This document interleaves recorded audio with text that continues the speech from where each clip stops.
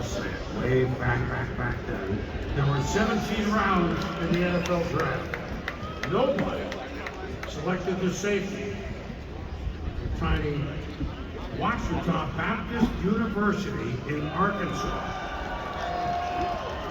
who then went on to play semi-pro football for the Southern California Rhinos. You remember them, right? To say that the odds were long on free agent Cliff Harris making the Dallas Cowboys, well, that would be an understatement. That he would start at free safety for a team that made the playoffs every year but one in his 10-year career, playing, remember, there weren't as many postseason games then. 21 postseason games, including 7 NFC title games, 5 Super Bowls, winning 2 of them with those odds. We'll call them astronomical. Not for Captain Crash. He was a math major. See? And Coach Tom Landry could see that, well, he understood these intricate defenses he was trying to put in with the Cowboys. He also understood, Cliff did, how to bring it. George Allen called him, quote, a rolling ball of butcher knives. Larry Wilson, we lost this year, Hall of Fame safety, said, quote, he's changed the way the position is played. Nobody had a better view than the man that lined up alongside of him at safety for the Cowboys for almost literally every step and snap of the way. His presenters, Charlie Waters. More on to say that Cliff is just a football player. He's a lot more than that, and he shows it all on the field. He had great passion for it, and it was contagious. Everybody on the team understood what Cliff stood for and how he played. In 1970, Cliff Harris juggled life as a rookie safety for the Dallas Cowboys and active military service. On and off the field, Harris was no ordinary football player.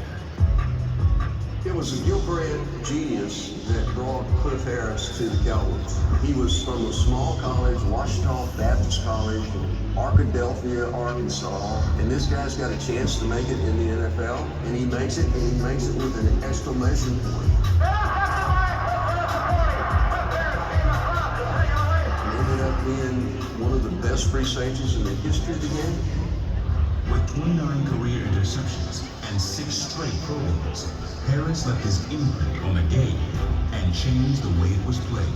Cliff Harris was not like a free safety that had been playing in the NFL before that. Cliff was not that way. Because of his aggressive style, Coach Landry designed an 8-man front way before Buddy Ryan brought in the 8-man front. Cliff Harris had a responsibility on the offensive line for a running play, a free safety, and he would nail him and knock him back into the backfield. He changed the game and made a lot of extra special things for Coach Landry. Special is an apt description for Harris's career, with 5 Super Bowl appearances, 2 championships, and a legacy that will live beyond his football accomplishments. I have a son that was born on Cliff Harris's birthday, and my wife comes in and tells me, you got to name him Cliff, and I went, the hell I do. But I ended up naming him Cliff, and we're real proud of it. So I'm honored and privileged to present my great friend Cliff Harris for enshrinement into the Pro Football Hall of Fame.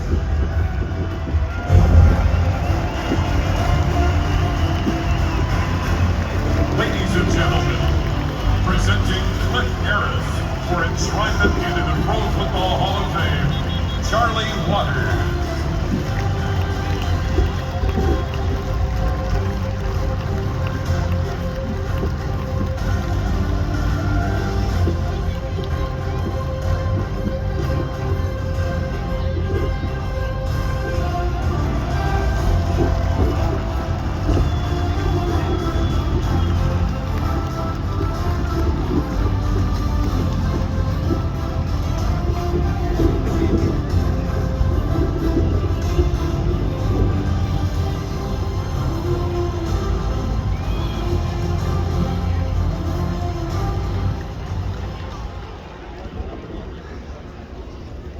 Yeah, Drew. Thank you, Drew. Hey, Wow. What an incredible journey this has been for me, and what an honor it is to be here with all these legendary players and coaches and so many special friends. There are so many people in my life that I need to thank. First, my beautiful wife, Karen, who's here tonight, who made my life complete. I only wish you could have been joined by my wonderful, dedicated parents who supported me so many years when others counted me out. My dad taught me mental toughness, and my mother instilled me with passion. I've also been blessed with many great coaches. I'd like to thank Coach Gene Stallings, who had the patience, which I tested many times, to bring out the best in me. And then, of course, Tom Landry, who created the great flex defense that fit my style of play perfectly. And I'd like to thank, more importantly, Gil Brandt, very importantly, Gil Brandt, who had been searched long and hard to find me hidden in the Washita Hills. Thank you, Gil. I also like to have the great fortune to play with many legendary players who taught me the ins and outs of pro football and how to survive.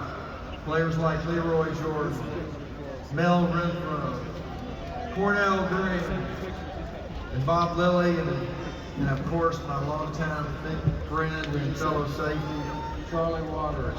Charlie Waters. Without him, I wouldn't be here today. Thank you, Charlie. Our different styles complicated each other perfectly. We were the doomsday defense. The odds of me playing football in the NFL were much less here standing, were much less than standing here for you tonight. Were incredibly long. My football was my passion, but my fallback was to become a doctor. I grew up in the mountains of Hot Springs, Arkansas.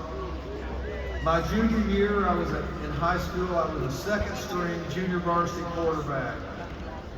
Most of the coaches and players doubted I would play past the 9th grade, much less make it to the Hall of Fame. Then, fortunately, my senior year, I moved to the small town of Des Arc, Arkansas. It was the best move of my life. There, I quarterbacked an undefeated team, and my football life was about to change. I received one scholarship offer from the mighty Washita Baptist Tigers, where my dad played football. I had 4 great years there and made many lifelong friends, many who are here today. Our coach, Buddy Bob Benson, taught us toughness and the fine line between winning and losing. He also taught me if I could make it through his practices, I could make it through anyway, anything. I think my Washita guys will attest to that, right guys? In the spring of my senior year, I signed a free agent contract with the Dallas Cowboys. That summer, I went to training camp in Thousand Oaks, California. There, I was greeted by 120 other rookies who were all trying to make the team. Fortunately, it was a strike year, so the coaches had more time to watch the rookies in game conditions. Most of the rookies had been cut by the time the veterans showed up. We played a couple of preseason games on the coast and then headed back to Dallas for preseason. I was one of the very few rookies that made that trip, once again defying the odds. Then after we finished preseason, first team meeting, preparing for our first regular season game, Coach Landry announced the starting lineup. It was one of the most exciting times in my life. I not only found out that I had accomplished my goal of making the team, Coach Landry announced to me that I was the starting free safety for the Dallas Cowboys. The only rookie starter. It was an incredible feeling. This was the Cowboy team that repeatedly made it to the playoffs but never won a championship. They were determined to make it to the Super Bowl. And I'll never forget my first home game. It was in the old Cotton Bowl. I lined up directly across from the great Cowboy and Hall of Famer Bob Lilly, who's here tonight. Before Leroy Jordan called the defensive play, Bob looked over at me and said, "We're going to the Super Bowl, rookie, and I don't want you to do anything to mess it up." I just nodded and said, "Yes, sir, Mr. Lilly." And sure enough, we did go to the Super Bowl, but we didn't win. Bob never made that part of the deal. I had such a wonderful 10-year career with so many legendary players. 5 Super Bowls and a lifetime of memories. So how does a D2 kid from a small D2 school in Arkadelphia, Arkansas, make it to 5 Super Bowls and the Hall of Fame? I may be the only one who knows how truly that chance was, slim that chance was. But if I can make it, anyone can achieve their goals. The key is to never quit, never give up, keep trying, keep learning, and keep growing. My roots are still in Arkansas Hills, and I return to having place up there often. I was hiking there the other day, contemplating this speech, when I looked over to see a huge storm brewing over the tops of the hills. I still had a couple of miles to go on that rocky trail, but all I could think of that I, and more importantly, my cell phone, were about to get drenched. So I liked the challenge, and I knew I was up to it. I knew better than to look too far down the long path, as it would be seem too imposing.